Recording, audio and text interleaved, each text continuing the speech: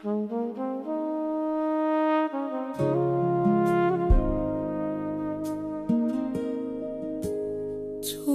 moya wami, thula moya wami, ungavumi ngami.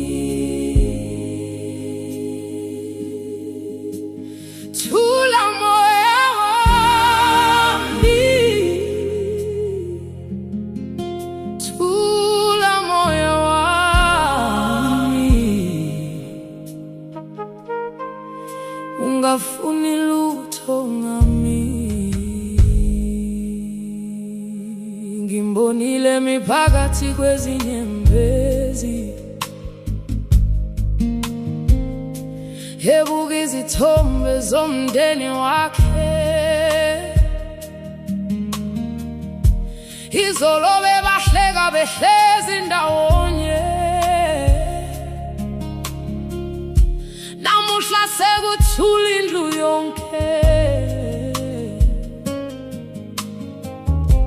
Ungwaqo wathatha bonke ayebathanda, washiya inhliziyo yakhe ingenamandla. Kodwa phakathi kobuhlungu bezinsuku njalo, wafunda ukuphila ngenxa yabo. Wathi noma ngikhala njalo ebusuku, ngizovuka ngibhekane nokusa, ngoba uthando lwabo lusakhanyisa njengenkanyezi esibhakabhakeni. Thula moya wami, thula moya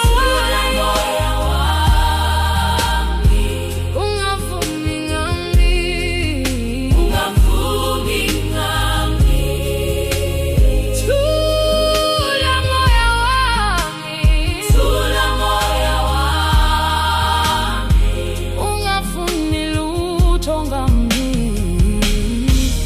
Ngimbonile umama gqoke ezimnyama, ebamba imbali phezu kwethuna. Indodana yakho kukuphela kwayo yathathwa, ubusuku obungenamusa. Bamdubula bamshiya emgwaqeni, bashiya umama nenhliziyo ephukile. Kodwa phakathi kokukhala kwakhe wathola ukuthula emthandazweni. Wathi indodana yami ngiyakukhumbula, kodwa ngizophila ngenxa yakho. Ngizothwala uthando lwakho kuwo wonke amaphupho ami. Thula moya wami, thula moya wami, thula moya wami, ungavumi ngami, ungavumi ngami. Thula moya wami, thula moya wami, ungafuni lutho ngami.